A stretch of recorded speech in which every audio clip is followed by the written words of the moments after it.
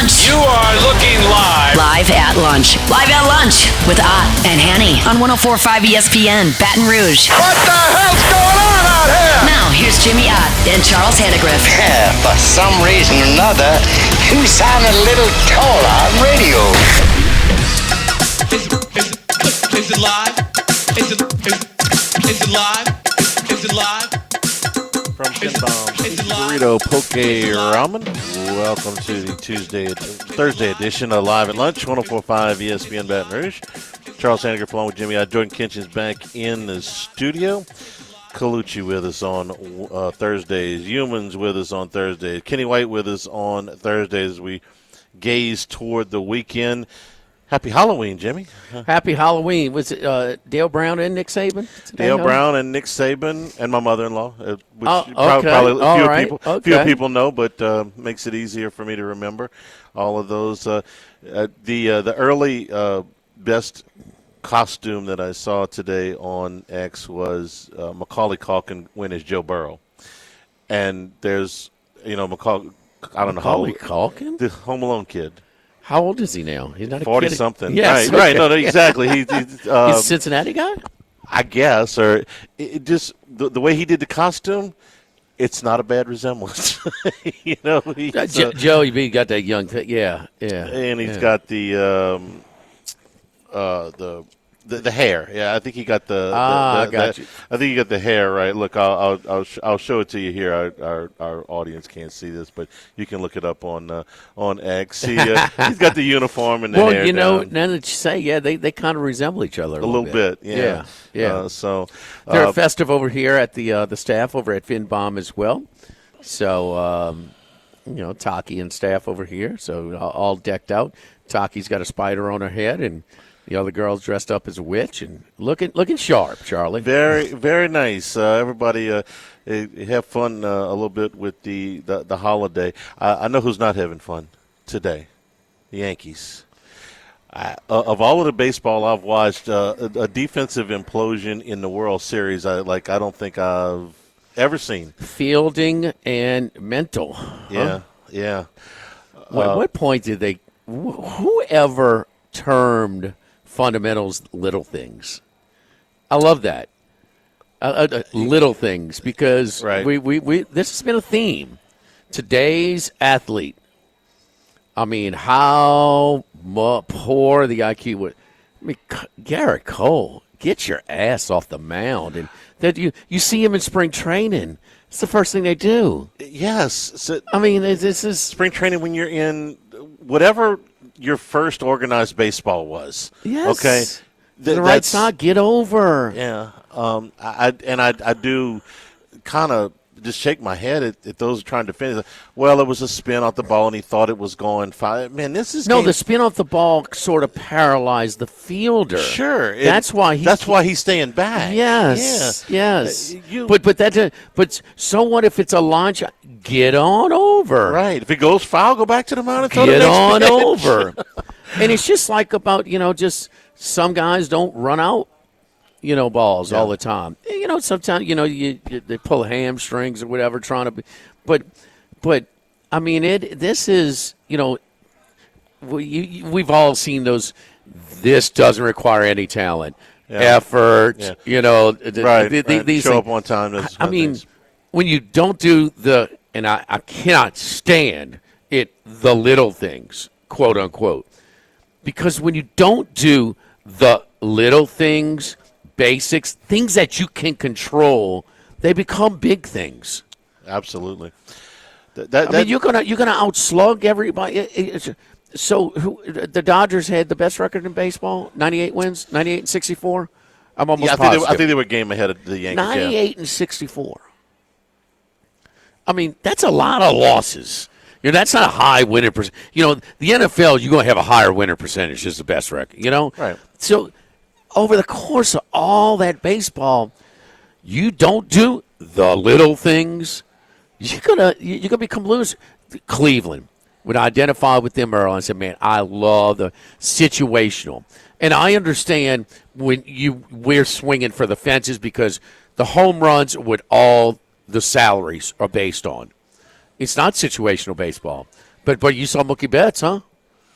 You saw him as soon as he got that sack fly. He knew what the hell he was. He's pumping his fist going down the first base line. He knew how important that was. Yeah. No, man, I got to get this guy home from third. I have to execute here. One pitch, boom, I did my job. We've seen more emotion out of that situational execution than any home run that he's hit. And he hits a ton. He hits a bunch of them. It's just, Garrett Cole, Judge, that's a physical error. It's a fun, but you know how many times, Charlie, he's peaked a little bit at the runner and still caught it? Every time. This year, every time. That was his first error in the regular season. I'm talking about, but he did peak a little bit. Yeah. Where's the guy? I mean, that's got to be a really gross base running error. I mean, it's not like he's trying. I mean, I can't tell you how many times he gives a little bit of a peak, but he's so solid. For a guy that big to be playing center field anyway, I forget, maybe the Baltimore game, he caught one in deep left center. It was a great catch. Well, he caught one on Freeman at the wall in this series. That was a terrific play. In New York or L.A.? Yeah, in New York. Okay. He's more than just, okay, we're going to appease him, put it in his hand. He's pretty damn dependable. No, he can. One error all year?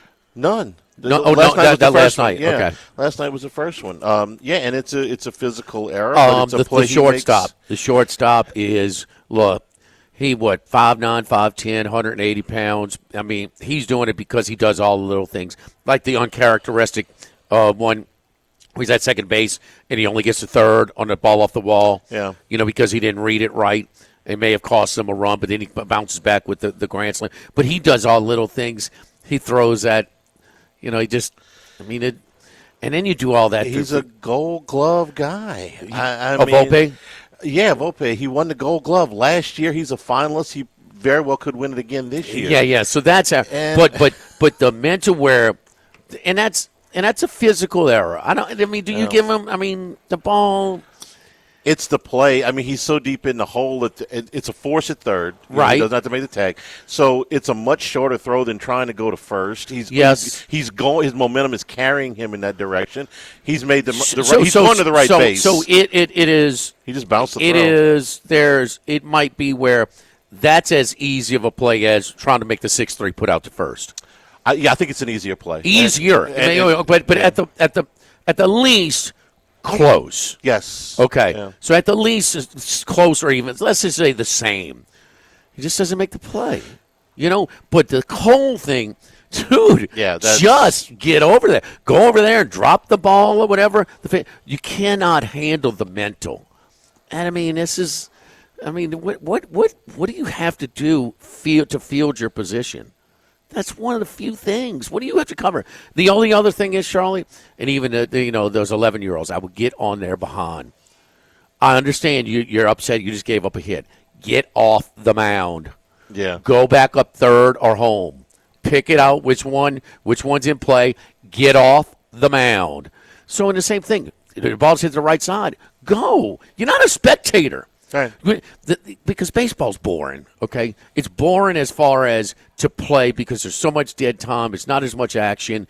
And so you got to keep, practice, got to keep these kids, short attention spans. So you make sure that, you have something to do on every play. All nine are moving. So as a pitcher, what do you have? You throw out pitch, get you behind home and cover, ball to the right side, cover first, and when you give up a hit, get off the mound. What else do you have? That's it, and you're in Game 5 of the World Series. I saw a great clip this morning, and this is all about getting your butt off the mound and technique. Okay, Bartolo Colon may have been I'm going to try to find a nicer word than fat. The fattest pitcher that's ever pitched in the big physically league. Challenged. Physically Charlie. challenged. Thank you. Bartolo Colon was 280 pounds if he was an ounce. Okay, and they showed a play this morning where Colon gets, and he played into his 40s, where he beats a leadoff man to the bag. Only because, he's never going to win a race with that guy, but he gets off the mound with perfect technique. As soon as the ball is hit, he's moving, and he beat the guy by a step. You are taught to do this, and even if you are physically challenged, you still are going to be able to make the play.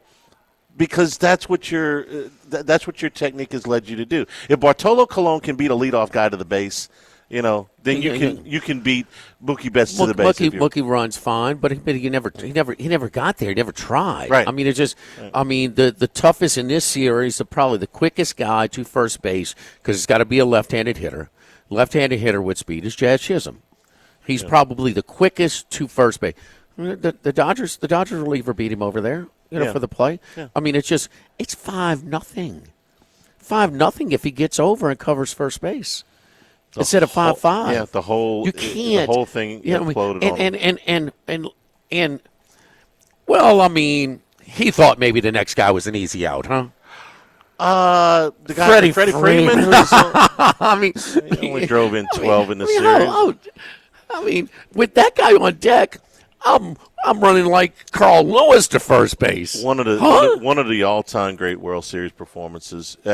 Swung the series in Game 1 with the first ever walk-off grand slam, and of course he delivers with the two-run single. The two-run single with 2 outs, which set up, forget the guy's name, the left fielder for the Dodgers. Oh, Hernandez. Yeah, Teoscar Hernandez with the 2-run double. Yeah, so I mean, of course. And this is the thing, and I even text Henry Hayes and watch the Dodgers a lot, okay? They're an interesting team because they started off the season with who's going to pitch? I mean, who's going to pitch? And during the season, they only lost more pitching. I mean, it was slugfest after slug. But, man, and a lot of teams would give up that walk, that error, or them, and we give them the extra outs, however they would get their extra outs. And most times it costs you a run or two, maybe even 3. Bro, they put up 5 or 6. Yeah. When you gave them, it just like last night, it wasn't just 1 or 2 runs. It's 4, 5, or 6. And I'm talking every time, Charlie, that lineup would make you pay. It was like the baseball gods who have a wicked sense of humor, like, okay, you ain't going to cover first base? Watch this. Oh, Watch this. But you just can't. I mean, control what you can control. Yeah. And, whether it's I mean, this is Little League stuff, but they're scared to coach. And I think the biggest thing is they're scared to coach some of the more talented players. I mean, the right fielder, right fielder, balls hit the left side, get over and cover, the backup throw. Mm-hmm. First base. Move on. You're doing something on every play. Ball. I mean, so everybody's moving. That's what you want. I mean, at the lowest of levels, I mean, how can a guy that's getting paid that much money? Well, we have to cut him some slack because he's only making $36 million a year. Exactly. I mean, they want you to pitch and cover first base and field your position. It's the first thing you do in spring training. Yeah. The first thing you do. You've seen those pictures. They show it. They're all covering first base. Yeah, they all hate it. I mean, because over and over and over again. They used to complain about how Billy Martin would just run them until they couldn't go anywhere. Repetition. But that's why he was a successful Let's face it, the best team won. The best team won, and the National League was tougher than the American League this year. I said it yesterday, in all due respect to my buddy Roscoe, and he'd be calling me a nega guardian today. But Cleveland was overachieving because they did all the little things, because they didn't mind. They should be applauded for that. Yes, that's why they had the great year, and they got to the League Championship Series, because they did all those things. Yeah. Remember, I said, I want these guys to win the division. I love the way they play. It's refreshing. And so, but San Diego, man, to come back and having to win down 2-1, 2 elimination games against that team. Remember, they had to throw a bullpen game in Game 4 at Petco. I mean, compared to Kansas City, way before their time, they might evolve into something. But they couldn't score a run, and they backed into the playoffs because the Twins were so bad down the stretch, and the Guardians were overachievers. It's not. I mean, the Mets knocked out the Phillies, and then the Phillies, Padres, Mets. I mean, that's the Mets were the hottest team in baseball since this All-Star break. Yeah. I mean, or them and the Padres. I mean, it was neck and neck. It was just much, much lighter in the American League this year. It just worked out that way. Baseball season comes to an end. Dodgers win the world title, and Freddie Freeman, in one of the easiest MVP votes of all time, wins the MVP of the series. Finn Bomb, sushi, burrito, poke, ramen. We provide the fresh, and you provide everything else. So you come in, and so it's a sushi burrito. That's right. Instead of a piece of sushi, it is rolled up and it's cut like a burrito. And we've got the specialty ones, and then you can kind of create your own. I would suggest going with a specialty one and then just kind of adjusting along the way. I like this a little bit, leave this off, add this, extra this, that kind of stuff. So the poke bowls, the tuna, the salmon, the shrimp, the scallops, you name it. We've got fresh stuff. It's good. It's really good, and it's light. So, man, it is a really, really good stuff. And we're about that time where it's about to get colder. That's more ramen season, the hot bowl of ramen. And you can get your ramen with the 3 different temperature levels, mild, medium, or spicy. Combine the different broths that we have over here. So it's really good stuff, man. A lot of these are around the country. So sushi, burrito, poke, or ramen, whatever it is, Finn Bomb over here. Next to Rouse's, right next to Future John, we should call him, huh? Yeah. Future John? Future John? Yeah, the cart boy. Yeah. Me and T-Bob's buddy. This is because this is my grocery store. His name's Mike. It's John. Okay, I was introduced to him as Mike. Okay, whatever. Nice guy. No. He. But y'all do the pregame. Pregame, right there. Yeah. T-Bob does some different stuff. Friday remotes. We're right next to that Rouse's over here in Burbank. So John, Mike, whatever. That's my guy. He follows me through the store. We do shopping together. Michael John. I'm not alone, Charlie. He's a nice kid. Live at Finn Bomb, live at lunch, 104.5 ESPN Baton Rouge.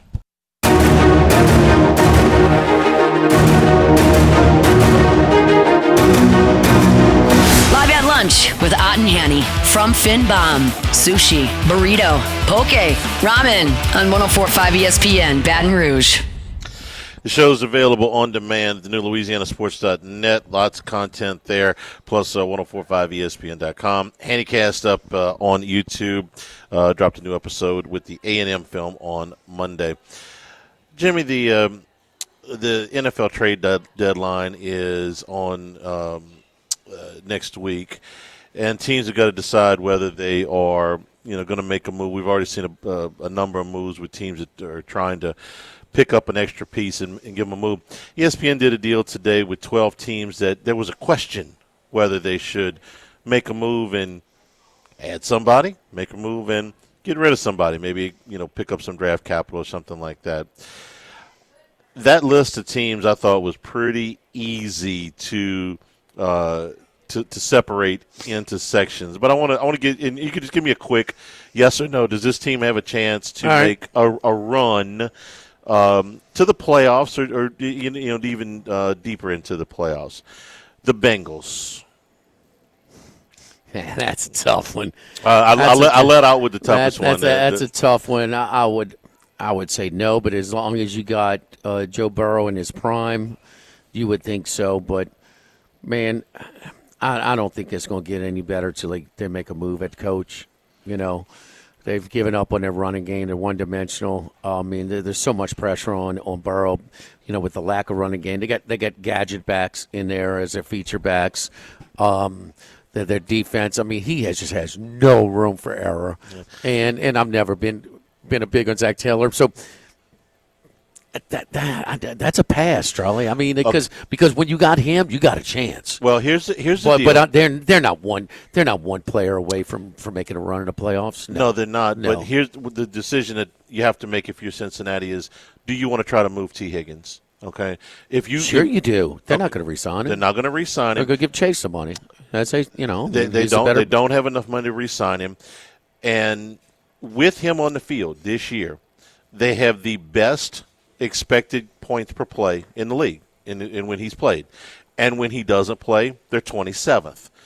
He has been I don't know if it's all him or if him being on the field opens things up for other guys. But opposing defenses have something to do with this equation, too. Sure. I think that's a tough one. I don't know what they could get for Higgins, but if you trade Higgins, you're that's $1 million question. With all this we were talking about, it's just what are people offering you? Here's your favorite team, the Denver Broncos. No, Bo Nix. They're exceeding expectations. They're done with the light part of their schedule. Now it gets tougher.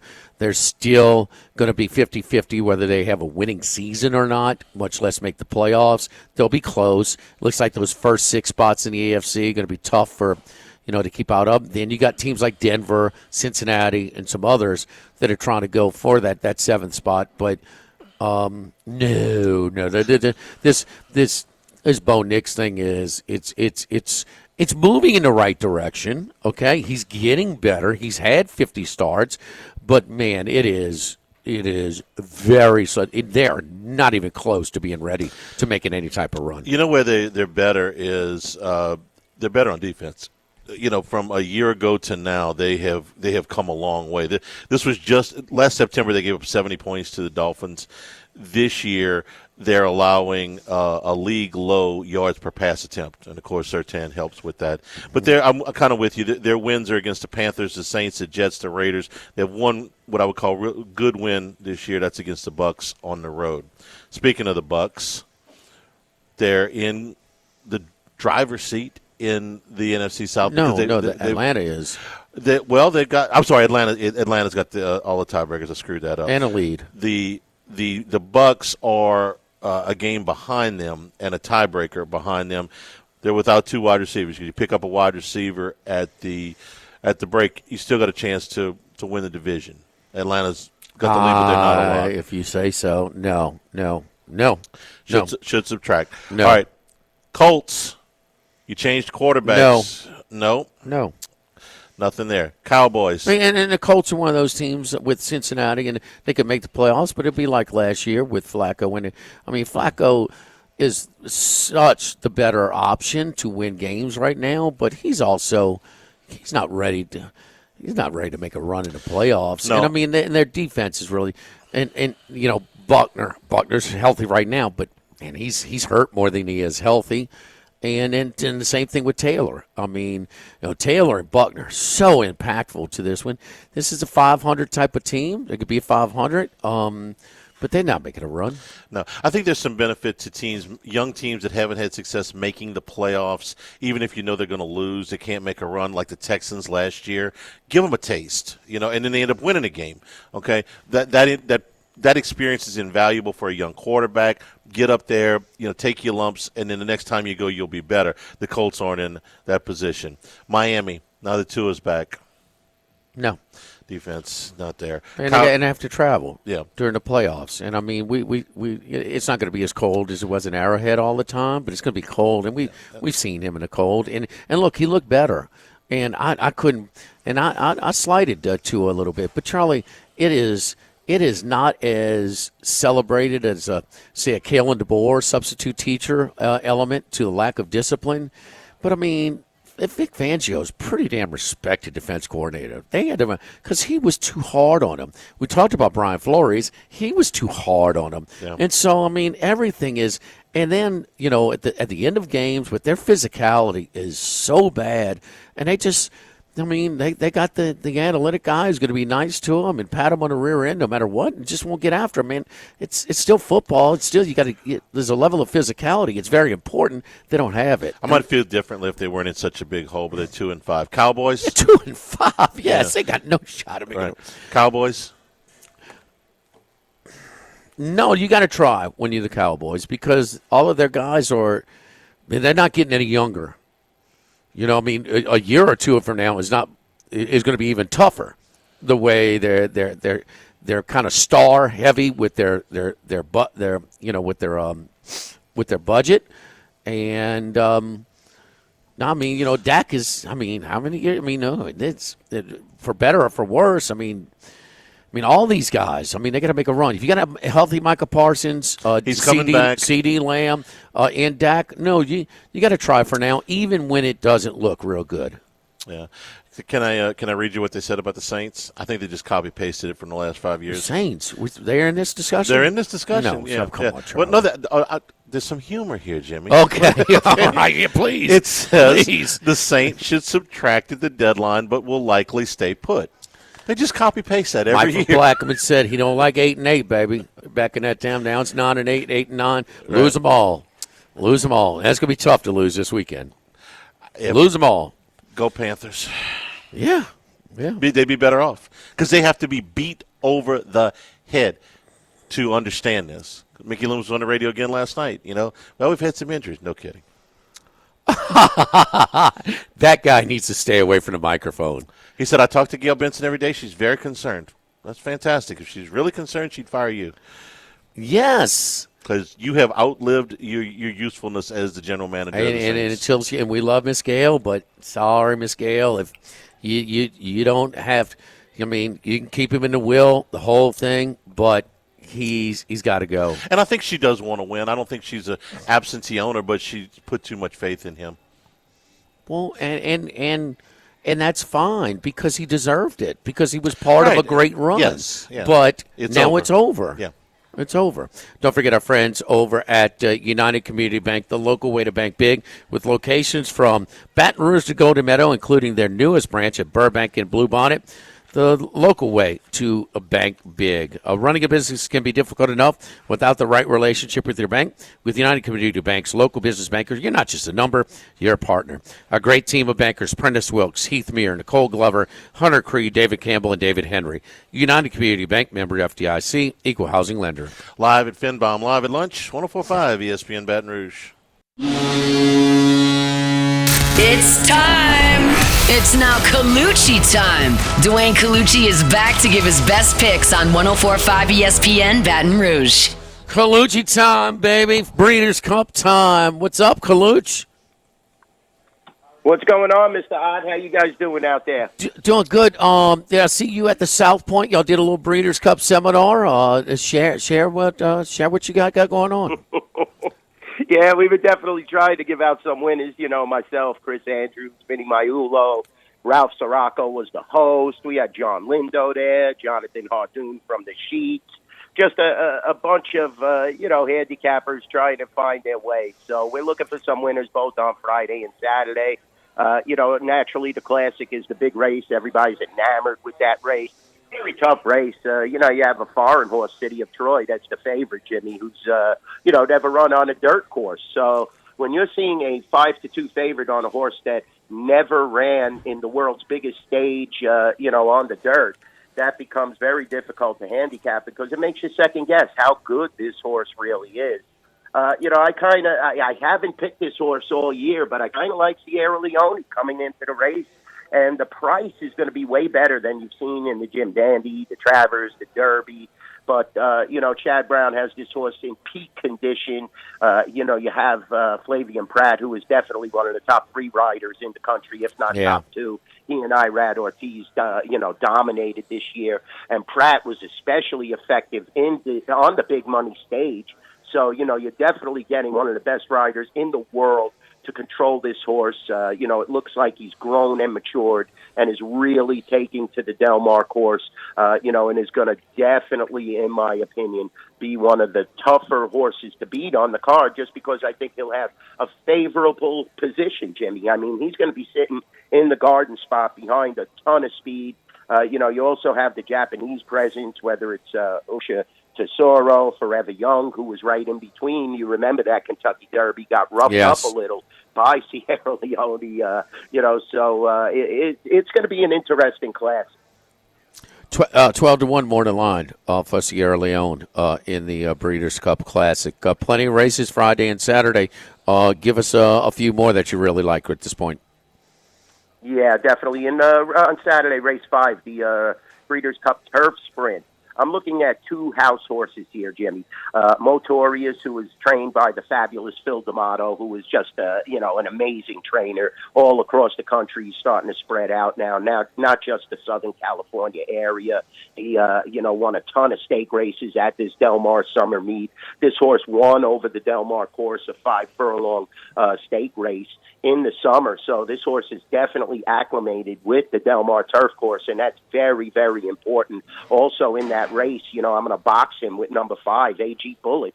Richard Bolt is starting to come back into the game after a training suspension. He's one of the top conditioners in the United States. And, I just believe he got a bum rap by the Southern Cal Racing Board when he was suspended for about a year. But he's come back full force now, and this horse is a perfect example. This is another horse that won over the Del Mar race course, produced an amazing run, at Kentucky Downs, winning a big race as well.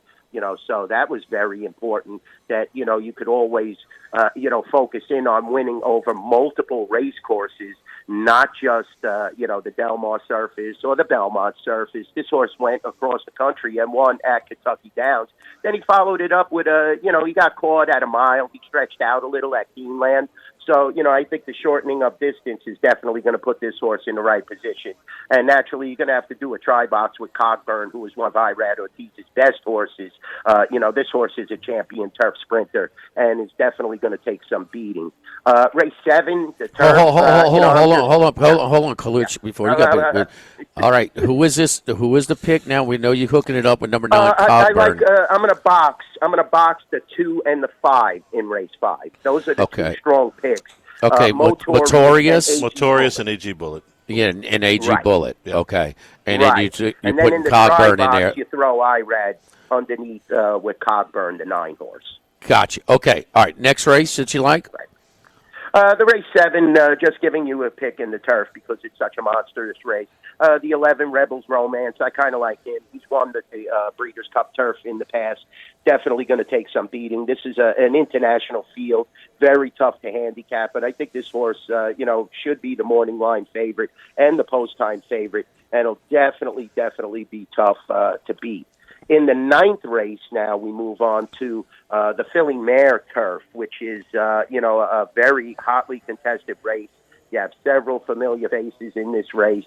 I'm going with the 2, Full Count Felicia, Irad Ortiz. I think this horse is definitely coming into the race beautifully and, coming off of 2 wire-to-wire victories, which is very important in this race. I believe that speed will be the telling tale in this race, guys. I don't think this is just a race where everybody's going to run to the front. This is a race that I believe is void of speed, and Irad Ortiz can control the pace. This horse is trained by Kevin Attard. He is a Canadian conditioner. This horse has 2 wins in a row over the Woodbine Turf course. And I'm going to back him up with the 3-horse Cinderella's Dream. Charles Appleby, one of the best international conditioners, as well as here in the United States. He always seems to, send his horses into favorable positions and has taken several of these big turf races. So Charles Appleby, one of the top conditioners in the world. You get William Buick. He's been in so many Breeders' Cups. He knows exactly what to do. And this horse, we're looking at, I believe, a 4-1 morning line. I think that the 4-horse Warlike Goddess is a bad favorite in this position. That's why I think you're going to get probably on the 2-horse there with Irad Ortiz anywhere from 8 to 6-1. I think Cinderella's Dream might actually be co-favorite with Warlike Goddess. So, I definitely think that those 2 have a great upset chance over Warlike Goddess. I'm going to key to 2, Full Count Felicia, back him up with number 3, Cinderella's Dream. Probably do an exacta box there. There you go. Moving Full on Count to the Breeders' Felicia. Cup Sprint. Okay. One more pick, just the Breeders' Cup Sprint, number 1, Raging Torrent. I went on a tirade last week on the show about how the Chosen Brahm was scratched by the Breeders' Cup stewards, not even the California stewards. They bring in certain veterinarians and stewards that go over the horses. And I know the Chosen Brahm's connections. This horse has been the best, a consummate professional throughout this season. And, just for them to say he wasn't right and that he wasn't sound, that was ludicrous. So we're going to take the 1, Raging Torrent, who actually beat the Chosen Brahm at Del Mar, in one of the last races of the season over the holiday Labor Day weekend. Raging Torrent, the 1 horse. We're going to go with him in the spring. All right. When I was at Del Mar this past summer, man, the track bias was unbelievable. I mean, look, at the turn, they've got a little it's a little Modella type of area where they kind of do private parties. They do different the beer festival and things like that. And basically, whoever had when you crossed the Modelo thing, just past the final turn. I mean, whoever was leading there won at the end. I mean, on a lot of these, with the change in the calendar being a little bit deeper, Dwayne, how much will that adjust it, or do we need to kind of monitor some of the other races beforehand?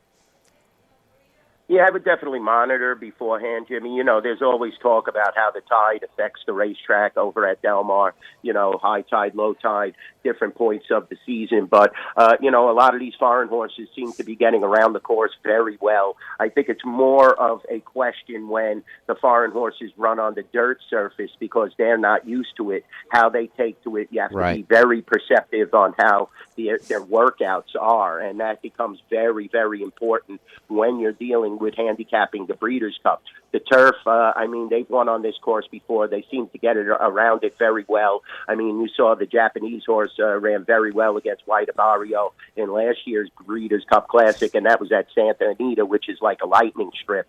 So, you know, I definitely think you have to pay attention to the workouts and prior races, you know, see if it's a speed favoring turf course, if it's a speed favoring dirt course, you know, that would definitely enhance the odds of the front runners.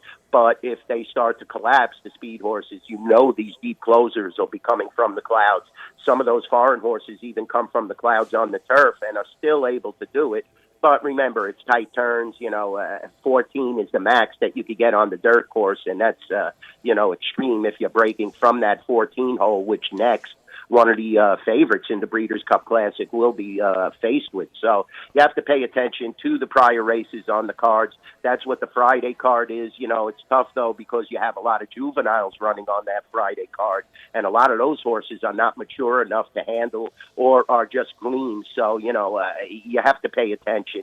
Do your homework. Look at these morning workout shows that FanDuel provides, FanDuel TV, HRTV, whatever, you know, you're looking at. Definitely try and use social media as well and YouTube to look at these workouts because it's very important for the foreigners to get acclimated with the Del Mar surface, whether it's dirt or turf. Yeah, it was unreal. I mean, on the dirt last year with the speed bias this past summer, rather. All right, 2-1 winning week again last week. Anything? Got seven games on the ice tonight. Have you looked at any? Oh, yeah, definitely. You know, hockey is the bread and butter. 2-1 last week. Almost swept the board. I can't believe that we lost that other game.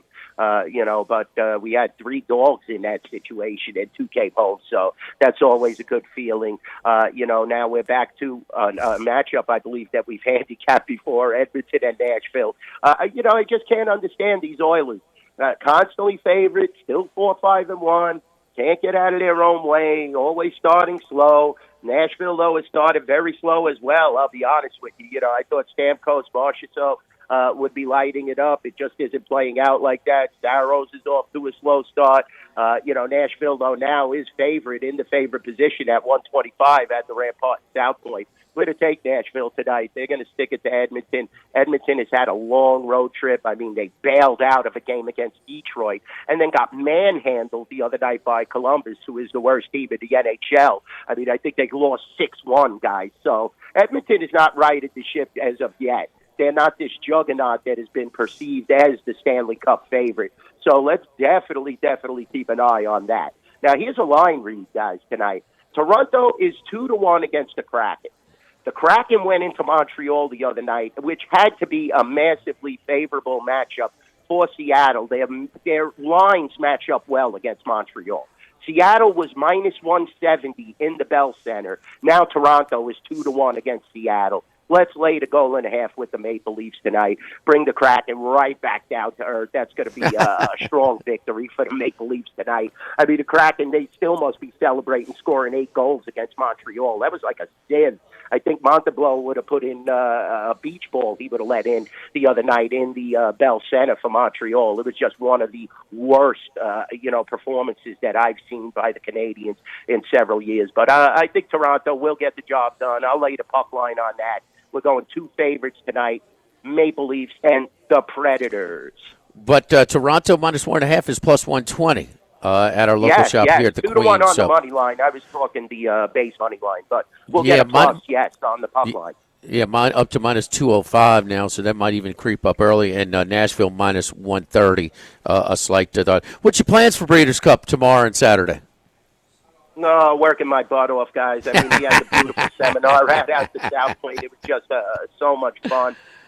Traveling around this whole week, doing a lot of media spots, social media spots, podcasts, and, we just have a full slate. I'll be here at the Rampart Casino waiting on my fabulous guests, just the best in the world. And so many people from Baton Rouge have come up to me, a beautiful couple last week, came up to me. They're like, we listen to you all the time. We love Jimmy Ott. We love Charlie. We just love ESPN out there in Baton Rouge, and you guys have brought me so much business that it's beautiful. So I really appreciate it. Let me correct you. They love Charlie. Trust me, they don't like me. Okay, all right. So look, I'm the villain on this show. I wear the black hat proudly. So man, this is good stuff, man. Del Mar Breeders' Cup. Some of my traveling partners have been with me to opening day, man. I've got to do it. It's right in the middle of football season. Maybe when I get a little bit more help on the show, I'll be able to take a little time off and go to the Breeders' Cup one year. Yeah, the good guys will have to pull a slack in those days. Yeah, let Charlie pull it off. I mean, I never, ever get to take a day or two off. Never, ever. Not even in the summertime. Tell him about your tennis trip. Colucci, follow Dwayne on Twitter at NYBookieDwayne. My man, Colucci, man, I love it. Hey, hope you hit some big. Let's hit one just like we did on that Saratoga opening day, huh? How about that? Pow! What was the name of that horse again? Some of that. What was the name of that horse again? The Great MB? The Great MB? Yes. Something like that. Yes. That one lit up the board, $100. So, we're looking for Breeders' Cup is capable, guys. You hit a try. Oh, yes. Breeders' Cup. We hit that Breeders' Cup turf sprint, that thing will pay monsters. There you go. Good luck, Kaluch. We'll talk to you next week. Thank you, buddy. Thanks, guys. I appreciate it. All right. Don't forget my friends over at ElectricManBatonRouge.com. We told you over and over that electrical work is not do-it-yourself, figure it yourself out type of work. That's why we have Bo Wegman over here to hooking up the equipment for Charlie. We don't want Charlie getting electrocuted over here. 372-5356, 372-5356. Licensed and insured. Quality service guaranteed. Quick repairs to full installations. You can go online at electricmanbatonrouge.com and request a quote. We can get you started right off the chute. Insulations, lighting, electrical safety. I mean, whatever it is, available 24 hours a day, 7 days a week. Emergencies don't pick a time to trouble you, so we work on nights, weekends, and even holidays as well. Get a fast estimate. Call Electric Man. We'll give you a fast estimate depending on what you need. Transparent service is what you need, and that's why we'll walk you through every penny that you shell out. ElectricManBatonRouge.com, 372-5356. Live at Finbaum, live at lunch, 104.5 ESPN Baton Rouge.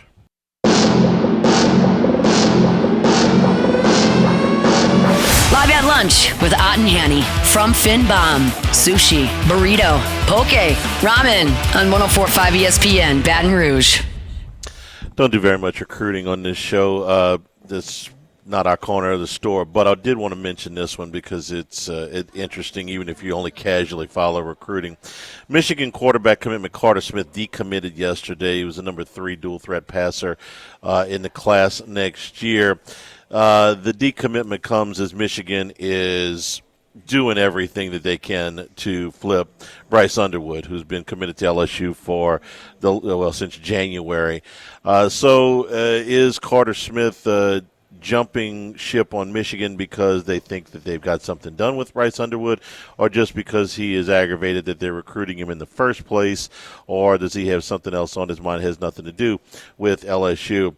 People I've talked to tell me that Underwood is still solid in his commitment to LSU, is coming on a visit here next weekend for the Alabama game, and will sign with LSU on December the 4th. But Michigan is not giving up. They are coming with everything they got for the number 1 player in the country. So just thought I'd mention it. It's something to keep an eye on. But the LSU contingent feels like Bryce Underwood is in good shape. But like I said, thought I would mention it. Just something to keep an eye on. Next hour, Matt Humans will be with us. No word on. We won't know till after the season. We'll get a read on Nussmeier, huh? Yeah, I don't have a strong read on him. I know that some of the other quarterbacks up at the top, like Quinn Ewers and Jalen Milroe, are sliding a little bit. Keep him. I mean, more and more and more. The 25, the magic number of 25, college starts is being thrown around there more and more. Lot of things still to be determined. Hour number 2, straight ahead at Finbom, 104.5 ESPN Baton Rouge.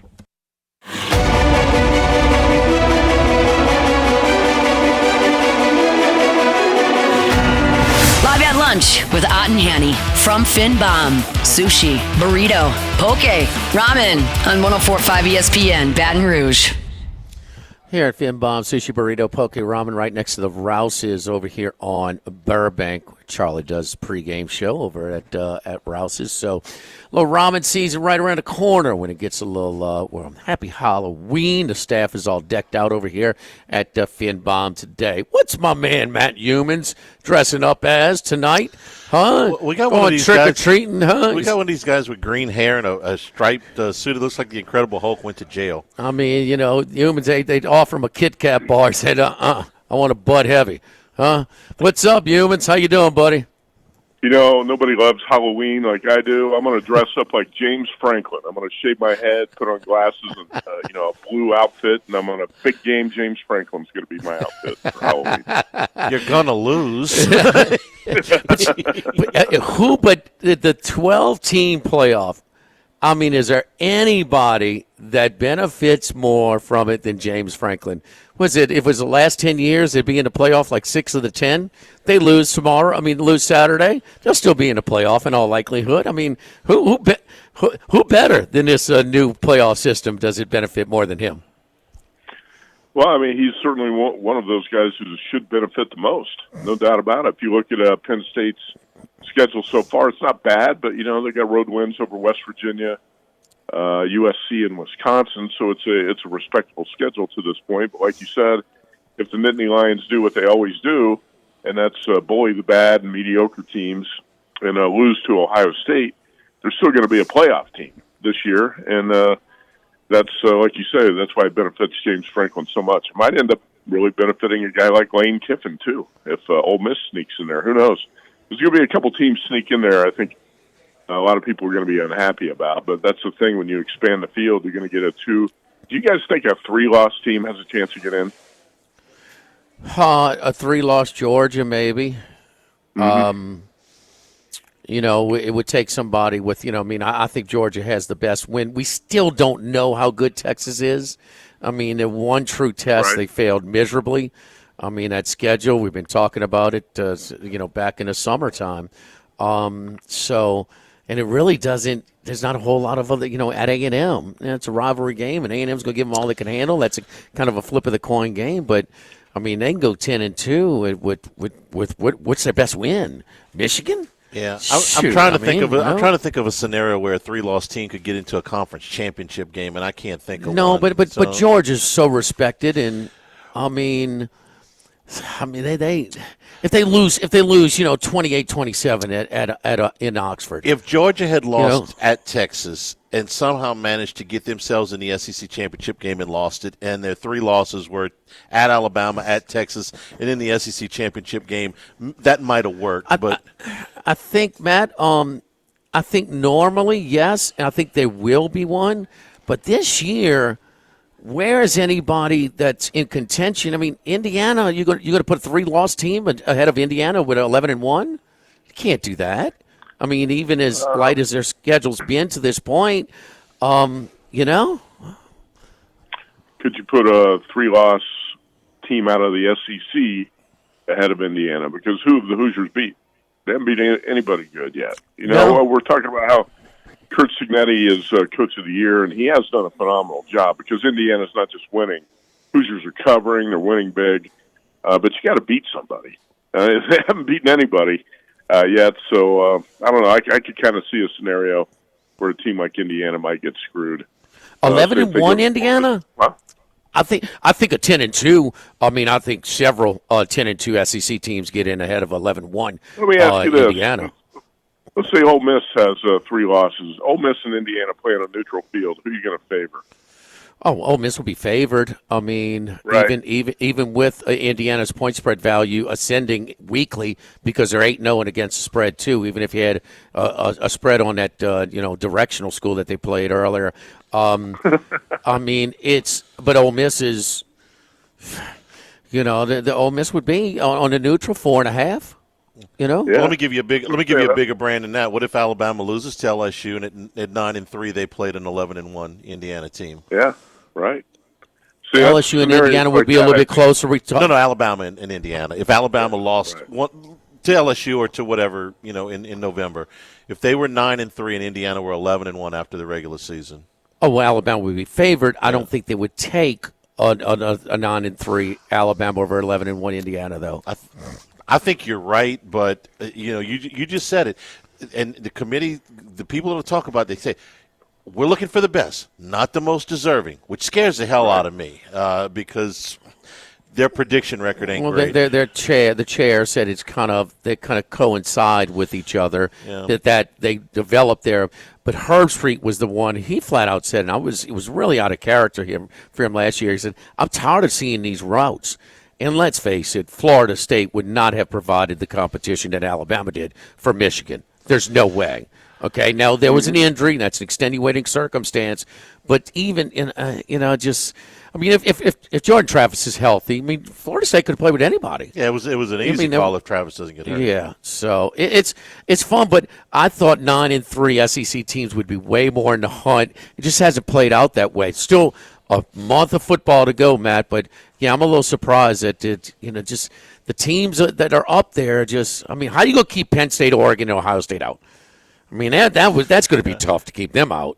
No, and I'll tell you why I think that those extra SEC teams have kind of fallen out of favor. We thought, at least I did, that the ACC and the Big 12 would be one-bid leagues. That their champions would get in, and they wouldn't have a strong second. And both of them have a potentially strong second. You could have a 12-1 team out of the Big 12 not win the title. We didn't see that coming. Clemson could be a 11-2 non-ACC champion, and one of the losses is to Georgia and the other one's to Miami. That's a strong second team. I think it's going to be hard to get a second team from the Big 12. The ACC is lining up, though, where it's going to be hard to keep, Miami and Clemson out. Yeah, because a lot of those teams don't play each other. Matt, you could have a 12-1 ACC team, multiple. Matt, what you think about the multiple teams from the ACC? Deserving, and is it going to happen? I just think it's unlikely. It's Miami and Clemson obviously have a shot. You look at the Big 12. And another thing is in the back rooms, and we know how political this stuff can get. Nobody's got the power even close to what the SEC and the Big 10 have. And that's why Indiana's probably not going to get screwed. But if there were a team similar to Indiana out of the Big 12, I think a team like that would be more likely to get screwed because the Big 12 is not going to have the power that the Big 10 is going to have to get a extra team in there. SEC, Big 10 got a chance to get 4 teams in there. So I don't know. It's a better system than we've ever had in college football. I remember in the 1990s. When I wrote a column about how college football should expand to like an 8-team playoff. I can't believe it took us all the way until 2024 to get beyond 4 teams. How did it take this long to get this far? And the question was always, or the answer was always TV and money. I said, Dad, that makes sense because there's going to be more money and better TV ratings. It's going to be better for everybody if you expand the playoff. How did it take so long to realize that? Well, it was, yes, of course, with more of these meaningful, playoff games, you're just going to generate more money.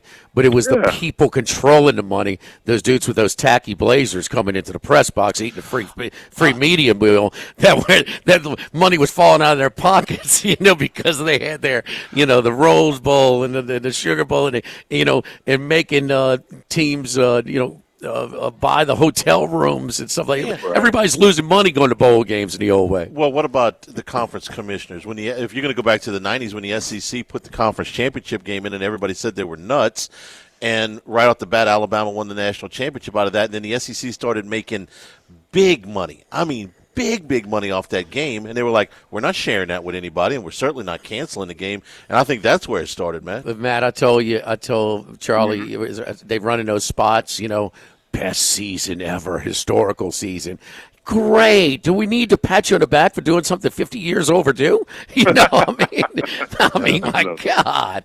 Speaking of the big one, 11 a.m., Penn State and Ohio State. Matt, my angle here is, the quarterback and the backup quarterback got some valuable seasoning coming out down in the second half in Madison. He did pretty good. But, man, it's just as simple as the home team in these big games. It's certainly been that way 4 out of 5 times in the big games in the SEC. Yeah, I don't know if it's going to be that simple here, but, James Franklin finds ways to screw up these big games. And he's lost 7 in a row to Ohio State. He's 1-9. It's a one-sided rivalry here, but I do think Penn State can hang in this game. Last week, I've been watching Ohio State every week, and Buckeyes have gotten off to some slow starts and looked pretty unimpressive at times. Tacked on a couple scores late, and the final score looked more impressive, and everybody seems to be blown away by the Buckeyes. I'm not. So last week they finished with 11 first downs, 285 total yards, only 64 rushing yards, and they needed a fourth-quarter rally to beat Nebraska 21-17 in Columbus.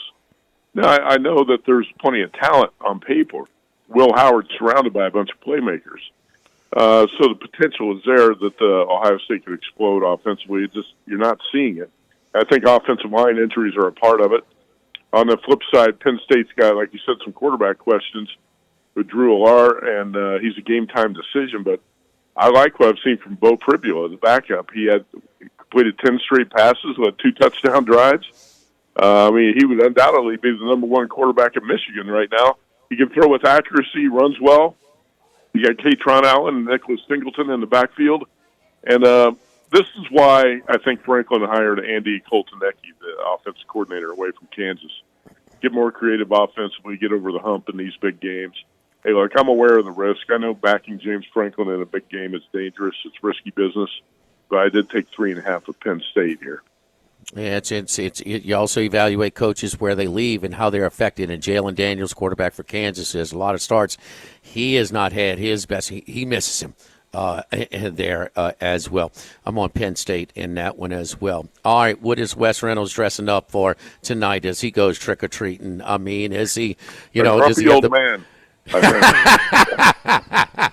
Is he wearing a pumpkin? Is his team finally, the Fighting Signettis, are they finally going to turn into a pumpkin? How much? The big emotional win against the best team on their schedule at that point in Nebraska, 56-7, and then all the pomp and circumstance of game day, and they perform and they get it done, even though they were outgained in the game against Washington. It has to reach its point at some point. They have to hit a flat spot. Is it in East Lansing on Saturday? That's the crazy thing about it. It seems like every team hits a flat spot but Indiana. So I'm thinking the flat spot's going to be in East Lansing this week. Like you said, a couple big games. Hoosiers get up for it. They win. They cover.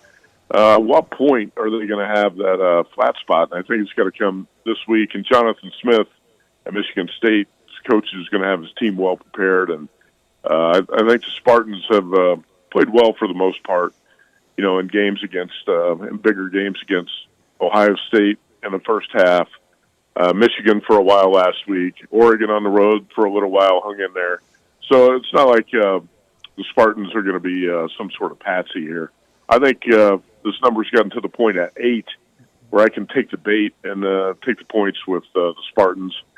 And I'm not exactly sure what the Indiana quarterback situation is with Curtis Rourke and Taven Jackson, and if Rourke has a chance to come back this week. I don't think he does, but either way, I think this is a game Michigan State should hang in and have a shot to win.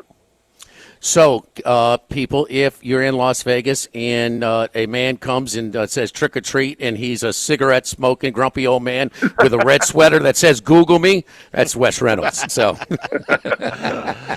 Washington plus 2.5 against USC. Man, USC's. You telling me there would be a 5.5, 6.5 on a neutral field? I don't see it. Both teams are 4-4. Washington actually outgained Indiana on Saturday. They actually outgained Rutgers in that Friday night game that they gave away as well. Washington at home catching 2.5.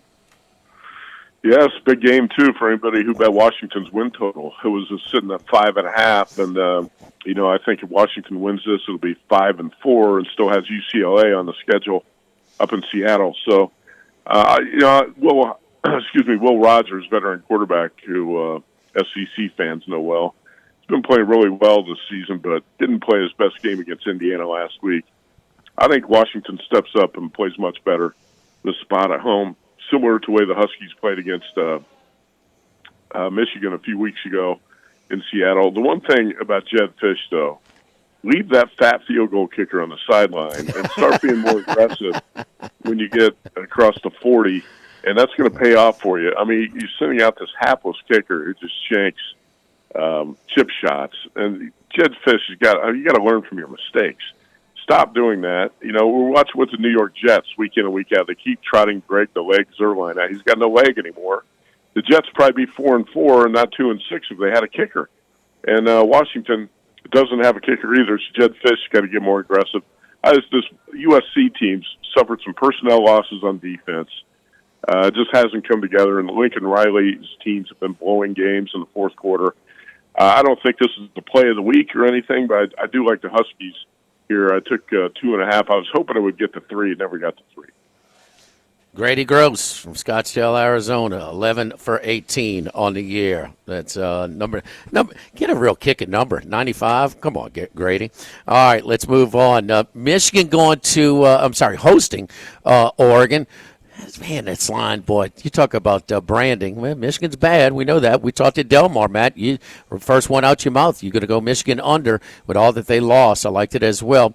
But 14.5 looked to be a little bit big. And I mean, am I getting caught up with the traditional historical branding of Michigan? 14.5 at home against Oregon. Well, it gets to the point where the numbers inflated to where you feel like you have to take the home dog. And that's what I'm doing here with Michigan. And you hope the defense can keep the Wolverines in it, and I think they probably can. Again, you see some of the West Coast, former Pac-12 teams go hit the road in the Big Ten and play in the Midwest and the East Coast. They have not fared well. And here's a spot where I think you might see a little bit more life out of the Michigan offense. Davis Warren's going to be back at quarterback. They have found ways to use Alex Orji. They did last week in the backfield as a running back because he's a playmaker. So maybe the offense can do enough, but I think the Michigan defense is what keeps you in this game. And again, it just gets to the point where you're giving Michigan 15 in Ann Arbor. I couldn't turn that down. I had to take that. I thought it was just a little bit too much. I actually made the number 10.5. So, 15. Sometimes they say you're betting teams, not numbers. As a pro, I don't agree with that. I think you're betting numbers and teams. I'm not just going to bet a number if I don't like the team attached to it. And I think Michigan is a home dog. This is kind of disrespectful getting 15, isn't it? It just seems like it could be a tricky spot. I do think Dylan Gabriel, I think he is getting more and more in sync with his new supporting cast. They look a little bit more buttoned up than they did earlier in the year when he had an occasional turnovers and things. So, but this is a little bit of a tricky spot in this one. So we will see. And here's the thing: what's Oregon sweating? I mean, they can afford a trip up, huh? They're still going to make the playoff. So I wonder about that approach as well. Finally, Nevada and Colorado State. This one's in Reno, visiting Rams, favored by 2.5. This is the coach against his old team, huh? Yeah, it's Jay Norvell coming back to Reno, and actually, Nevada had a couple tough years, but Jeff Choate, who came over from Texas as a co-defensive coordinator, has done a really good job with the Wolfpack team. I was on Hawaii last Saturday night, and I thought that was going to be a really tough spot for the Wolfpack in Honolulu, especially without their dual-threat quarterback, Brendan Lewis, who's key to the offense. Chuba Purdy just can't get it done. The backup quarterback's not that good. I believe Lewis, who was out with he was in concussion protocol, he's going to be back for this game, I believe. And either way, I'm looking to fade Colorado State without Torrey Horton, best wide receiver. If you look at the Rams, very unimpressive team. And for somehow, basically by playing weak competition, they're still undefeated in the Mountain West. I think the Wolfpack, who played really well at home, been a strong home team this season, bounced back from what happened in Hawaii last week. That game was not as lopsided as the final score, 34-13, indicated. And there were there were some really bad calls and some bad breaks that went against Nevada in that game. I'm going to go with the home dog here. Took the Wolfpack +2. Hey, Matt, give us your perspective, the LSU A&M game last Saturday night. You know what? I didn't watch much of it because I was in Honolulu for the Nevada-Hawaii game. So I actually have not seen the tape of that game. I can't really say much about it. You have a good excuse. But I could see, they do the memes and everybody's creative on social media with the graphics and thing. I could see there's Wes Reynolds in his IU sweater, and he's about to kick, and there's Lucy, or the chair of the committee pulling it away as he tries to kick into the college football playoff. Wes is just waiting for something bad to happen, isn't he? He's got to be looking over his shoulder. I mean, typically he's that way, but it's as long as Hoosiers take care of business and lose to only Ohio State, they're going to get in. Like you said, it's just there's a fear factor there that a team like Indiana could get bumped without a strength of schedule, but I don't think that's going to happen. And you need a Cinderella team or two. That's what they're going to try to prop up for this playoff. Is a non-Power 4 team and some sort of Cinderella type of team like Indiana. But yeah, if you lose to Michigan State, then you're screwed. You're not going to be in the playoff, right? So Wes is probably he has been. I know he liked Washington in the points last week. You had him on the show. He might have mentioned that to you. So he's been waiting for the Hoosiers to have a flat spot, and it hasn't happened yet. Well, in the era of some really head-scratching decisions about some of the players in whatever sport, Cignetti's team they don't do stupid things. They block. Right. They rap when they tackle. They rally to the ball, and just don't rely on. They are. A poster child for being well coached. They're really, really, really well coached. Tell me they're not. They got to be selling those Indiana sweaters that Corso had on. They got the Caesar's Palace font to them. They got to be selling those things all over the place, right? Right. All right, Matt. I know Wes has got them. Wes has got the old Bobby Knight sweater. He's got the whole outfit, no doubt about it. Oh, the guy is singing Air Supply as he bounces his, through the parking lots of the sports books in Las Vegas right now. Very good. Thank you, Matt. Good luck to you this week. Okay, you guys too. Thanks. All right. Don't forget our friends over at Relief Windows, Charlie Relief Windows. I sure wish I'd have known about the gelled windows, the RLS windows from Relief Windows when I had the original construction of my home. You have your homeowners association. If you have the recs where you have to have the wood windows facing the street throughout the whole house, whatever it is, facing the golf cars, whatever. We got to go to Relief Windows and check out their RLS windows. These wood windows combine the beauty of real wood with high-tech energy efficiency features for all climate zones, especially these extreme southern Louisiana weather conditions. Built by using RLS wood, Gelwind windows come with a 20-year general warranty and a lifetime limited warranty against rot and termites, providing years of beauty and minimal maintenance. Relief Windows. Give them a call at 230-5652, 8 a.m. to 5 p.m. Monday through Friday, or go online and check out all of their products, windows, doors, siding, and shutters at reliefwindows.com. Live at Finbom, live at lunch, 104.5 ESPN Baton Rouge.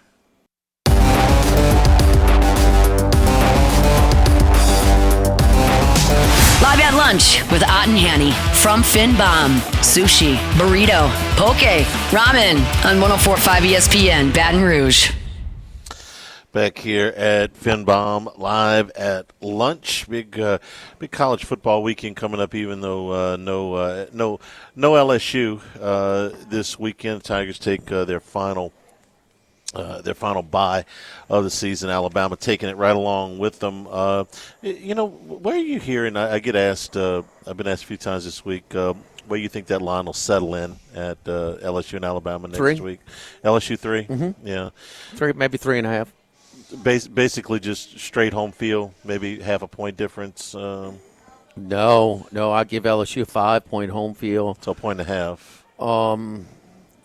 That's why I think it's closer. It's going to be 3.5. I don't think it'll be below 3. Yeah, man, got to see what the market decides too. I think when we. Let me see if it's I just one asked of them because have it. There's so few games that Alabama is an underdog in. Well, this is a this different Alabama outfit, and that's kind of what I was alluding and not just to. that, Charlie, but confidence. Just like in stocks, the market. I mean, it's the same thing with the confidence in football teams. And don't you think that they've had a decline in the consumer confidence in the Alabama football team? The coach makes a difference. Well, he makes a difference, but perceived probably makes more. Yeah, that's where I was this is what we're with talking about. These lines are not predictions. These lines are more on perception. When Alabama was a home underdog to Georgia earlier this year, that was the first time they had been a home underdog in – Since its first year. Yeah. Since LSU, 2007. Since 2007, yeah. Which is also the first time this is the first time that LSU is favored over them anywhere. And, our friends at the Queen have it out right now. And I am wrong. Are you? Wrong. Big time wrong. Tell me how I'm wrong. I can't imagine that LSU's a much bigger favorite than 3.5. Tell me it's even? Pick 'em? Go the other way? When you decide on one, I'll let you know. Pick 'em. We got to go to Kenny White in a second. Pick 'em. Alabama is 1.5. Wow. Okay. I'll be all over LSU there. I mean, because it's the home team. Just like I mean, when it came down to, I thought LSU and A&M were pretty damn close. I know one thing. I mean, that's going to be a tough place to play, and it was. I mean, as soon as you gave them a spark, boom. I mean, yeah, momentum's not real. I mean, the LSU Ole Miss, that crowd was a big deal, man. Alabama, Georgia, crowd was a big deal. It took the one SEC, the big-time matchup in the big-time venue. And no, Tennessee and Arkansas is not, but still that home fit matter. It's just not. Ole Miss, sorry, Lane Kiffin could cry. It says really, shocker, LSU got the primetime game. Well, get out that junior college stadium, okay? And go to a program that's got a bigger time stadium where it's more appealing for the TV station ticket. I mean, you gonna give me points with the home team, which these teams are close. These teams are close, are they not? Yeah, I wouldn't be surprised if once we get to Sunday. I think Georgia is the one that separates itself. And it's LSU, Ole Miss, Texas A&M, and I'm not sure. Texas I think Georgia's the one that's capable of having a little separation. Do you? Yeah. And they're the only one to do it, and they had the damn respect card, but being a underdog for the first time in 50 years. I think it's a great thing for LSU to be underdog at home. They're not playing, so it's done. I mean, that's the line. I think now. After next Sunday, that line corrects. I think it goes back in LSU's direction. I don't know if they necessarily. Based on what results are we waiting on, Charlie? Both teams have buys. That's what I'm saying. I think that once you get into game week, there'll be a little bit of buyback on LSU. If somebody like you thought that LSU was going to be a 3.5-point favorite, and they're actually a 1.5-point dog, don't you think there'll be some buyback? I mean, you telling me Alabama is 6.5-point favorites on a neutral field? That's what they're telling. Alabama team. That's what they're telling. That's what that says. But you felt pretty good about that. If the buyback's going to go back the other way, yeah, I'm giving Alabama a little bit of the benefit of the doubt, putting them two points on neutral, 1.5, 2. No, I'll be on the Tigers. Well, we'll see what it's available at the Queen right now. Let's see what Kenny White thinks about it when we come back here at Finbomb Sushi Burrito Poke Ramen right next to Rouse's Burbank and Lee, 104.5 ESPN Baton Rouge.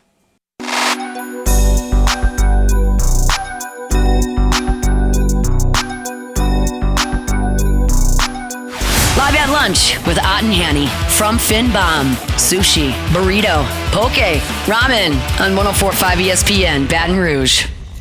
Time to hook it up with Kenny White, KennyWhiteSports.com, and Kenny brings the valuable perspective of all that history of running books and setting the lines for Las Vegas' biggest casinos. Now he's on the other side of the counter, helping the bettors beat the books. Kenny, how you doing today, buddy? Hey, Jimmy, doing great. Busy as can be, obviously getting ready for college basketball. I'm looking forward to that. I'm so excited. There's more parity in college football now than there ever has been. And I think there's more parity in college basketball. Going through a lot of the teams I have rated already this year, I feel like there's one of 30 teams that could win the national championship this year. So I think there'll be a lot of good future bets out there. And I'm looking for some now for college. Probably have a little more time this weekend, but I think there'll be some really good teams to maybe take a look at in college football. Did you have a chance to look at Will Wade's McNeese State Cowboys? Oh, my gosh, I could not believe how high I had them rated. Yeah, I think I have them in my top 40. They're amazing basketball team. They got so much talent there. I was shocked. I thought it was a mistake when I was looking through my ratings last night. I said, wait a minute, this team's that good? And I had to go back and look. Yeah, Will Wade has got that team playing press up tempo, full court basketball like they like it in Louisiana. Alabama is going to be as good as anybody. They got everybody back. They add some valuable pieces, a valuable run to the Final Four, the first ever. McNeese State, 2 days after LSU plays Alabama here at Tiger Stadium, McNeese State's playing Alabama in Coleman Coliseum. They may score some points in it. They may. Yeah, hey, they may. And I was completely wrong, Kenny, because I thought, okay, the halves in college football, not only do they have, the come play at the highest level, and it's going to better sell you for the pros, better prepare you, all the resources, the better coaching and things like that. And then you add on the payroll as well. It's only going to separate the haves from have-nots. Not exactly. It is, it's turned into college basketball to a degree. Hey, let's go to the Big Ten and get to your picks. At what point the Fighting Signetti is going to reach a little bit of a flat spot? I mean, Nebraska came in at 5-1. They destroy them by 50. And then they got all the pomp and circumstance, and, well, they take care of business without the distractions. Sometimes when game day comes to an unfamiliar setting, it can kind of be more of a distracting element than sort of a motivational element. Signetti's team, though, is really, really tough. They take care of business, win, and cover easily. Is this the flat spot when they go to East Lansing this Saturday? I'm sure hoping it is. I don't need it to be. I really don't think I need it to be. But when you're giving me this many points with a Michigan State team. Now, Signetti, he's in his first year, but so is Jonathan Smith at Michigan State. And I think Jonathan Smith has been at a better upbringing in the college ranks, learning under Chris Peterson. Chris Peterson was one of the best coaches of all time in college football. And Jonathan Smith was with him for 16 years and then got the job at Oregon State, and he turned around a horrible program. And that Michigan State, the cupboard isn't bare. They weren't great, but it's not going to be long before Michigan State's being talked about as a top 10 team because they've got the recruiting land in their area. When they get kids from Ohio and Pennsylvania, and he's just going to bring in the best players from Illinois and all over that region, Michigan State's going to be a powerhouse, and I think they're getting better. So I don't think I need that factor that you mentioned, but okay. I do believe it can happen. I believe it can happen. The quarterback for Michigan State, Aiden Childs, this is a 5-star kid that he didn't work out at Oregon State like they thought. He followed his coach to Michigan State. He's been turnover prone, 9 turnovers already this year, interceptions, but only 2 or 1. I think he's won the last 3 games. He's thrown 1, and that's against Oregon, Iowa, and Michigan. All 3 are really good defenses. So I think he's turned a corner in the turnover bug. They take care of the football in this game. Michigan State has enough talent to win this game on their own laurels, but you're right. Indiana is ready to have that letdown, and it could be the fact that Rourke didn't play last week. They went to the second stringer Jackson, who did a really good job, and now Rourke's back. They may just go, take that exhale, and if they do, they're going to be in trouble this weekend. All right, let's move on. Oklahoma State and Arizona State. Oklahoma State started out 3-0. They've lost their last 5 in a row. Some tough ones.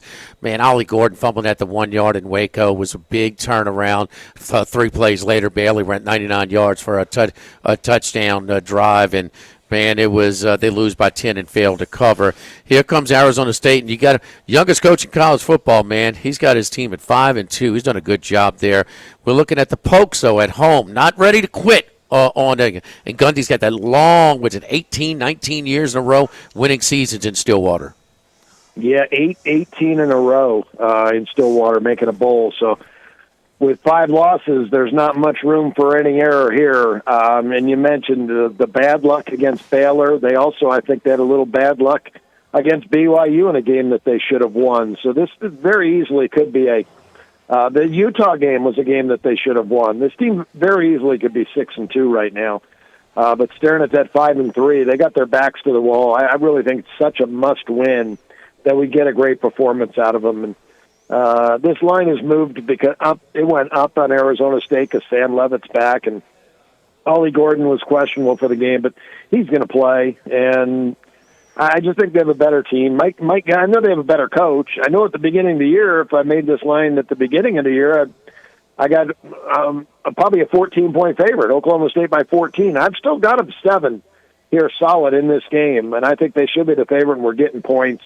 It's just a big win. I'm not giving up on them. Even if they lose this one, I'm probably not giving up on them because they still could go 6-6, and that's a big thing, getting that bowl game for them. So I think they get the W, though, here in this game. Oklahoma State plus a 3 at home. A couple of 5-3 teams in the Big Ten playing on prime time on NBC. Wisconsin and Iowa, home team favored by 3. Here, the Hawkeyes in Iowa City. The other thing too, Kenny, man, the Hawkeyes are an over team this year, huh? The total's at 4.5. I know you like the home team though in the side. Iowa minus 3. Yeah, 7-1 to the over this year, and that's kind of shocking. But that again, we go back to the totals and how low they are, because you look at games where the first game of the year they won 40-0. I had over there too. They went over. The total was like 37.5. The next week against Iowa State, it was 33 or 34, and they scored 39 points. Just got over the total. The Minnesota game only came 45, and it went over. But the last 2 weeks, they were playing in the 50s against Washington, Michigan State, and Northwestern. And I do like this total over. I did make it 45.5. But I like Kirk Ferentz's team. Always been one of my coaches that I really follow, and I always overrate his players. And I'm glad I do, because he covers and wins money for me. And he's 85-66 ATS at home, so plus 13 units. And that's only about I believe the last 15 years, about somewhere in that. I think I have numbers for him. Well, I think a big part of this game is Brendan Sullivan came in last week, the quarterback, and I believe he's going to be the starter this week. He's a Northwestern transfer. He's more of a dual threat guy, and he looked very good doing it. Wisconsin played Penn State last week, and their quarterback Aller was hurt, and they went to their second stringer, and he's more of a dual threat. And he looked good against Wisconsin. They didn't have an answer for him. So Brandon Sullivan may be the right guy to turn to at the right time for Iowa to give them a spark and what they need right now. But you're right, both teams 5-3. Both teams need a win for bowl eligibility. So they're going to play hard, and we're going up against a good coach in Luke Fickell. But I think Iowa's home field is the difference in this game. I have these teams rated very equal, but I thought this line should be more like 6.5.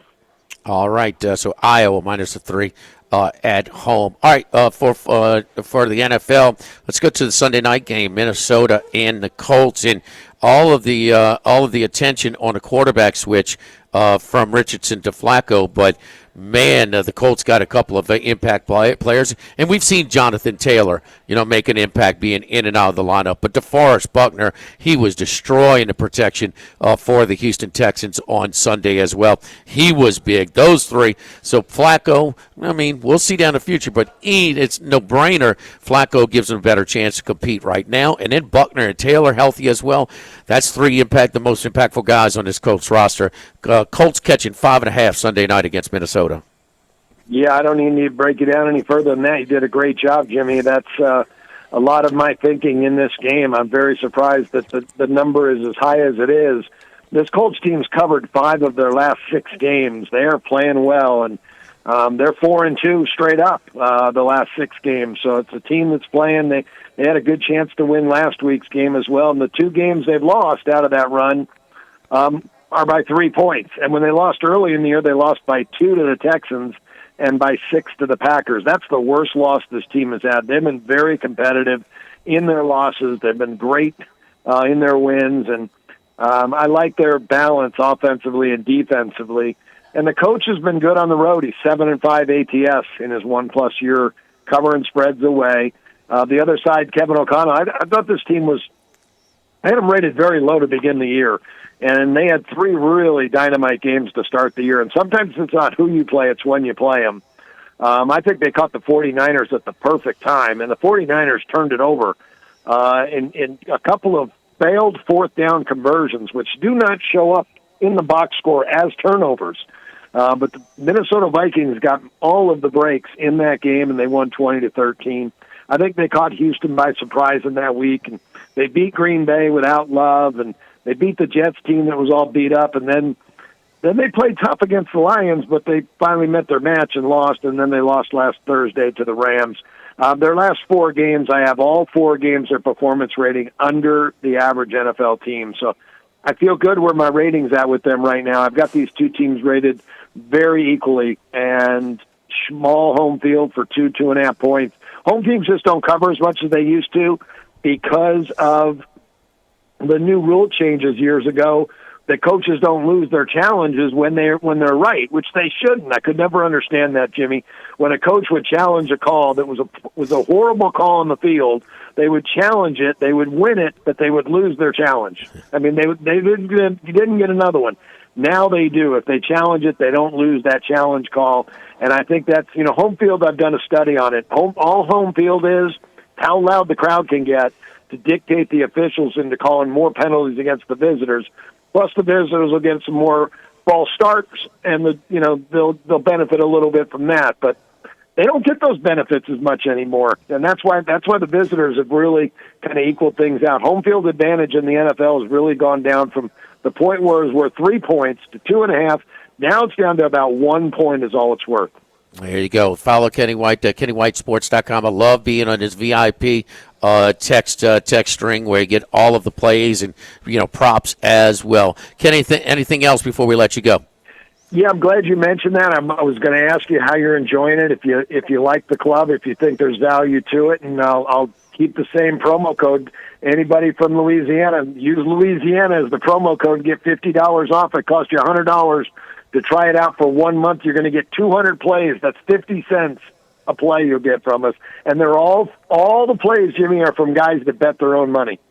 There you go. Kenny, great stuff, man. Good luck this weekend. We'll talk to you next week. Thank you. You too, Jimmy. Have a good weekend. Thanks for having me. Take our final time out here at Finbom Sushi Burrito Poke Ramen, live at lunch, 104.5 ESPN Baton Rouge. Live at lunch. The Thibodeau store and the Pierre Part store. If you're looking to make some home improvements, you got some repairs that need to be done. Maybe it's something as simple as painting. Let them help you out with that. Maybe you want to lay a little concrete, do a little cabinet work, put in a light, whatever it is. If you don't know how to do it, let the experts at the Thibodeau store and the Pierre Part store walk you through it. It's a lot easier than dealing with a YouTube video. There's somebody you can actually ask. They'll take you through the project step by step. Going to make sure you're not wasting time. Going to make sure you're not wasting money on unneeded supplies. If you need electrical supplies, plumbing supplies, power tools, hand tools, so much to select from at the Thibodeau store. And if you're going down fishing to the coast, huge supply of fishing equipment, plus big selection of grills, big green egg cookers, Cypress furniture, crawfish and jambalaya pots. They've got it all at the Thibodeau store. 900 St. Patrick Highway in Thibodeau. In Pierreport, they just celebrated their 113th anniversary last Saturday. So they've been around for a while. They know what they're doing. The Pierreport store and the Thibodeau store, and online at ThibodeauStore.com. Live at lunch with Ott and Hanny from Finbom. Sushi, burrito, poke, ramen on 104.5 ESPN, Baton Rouge.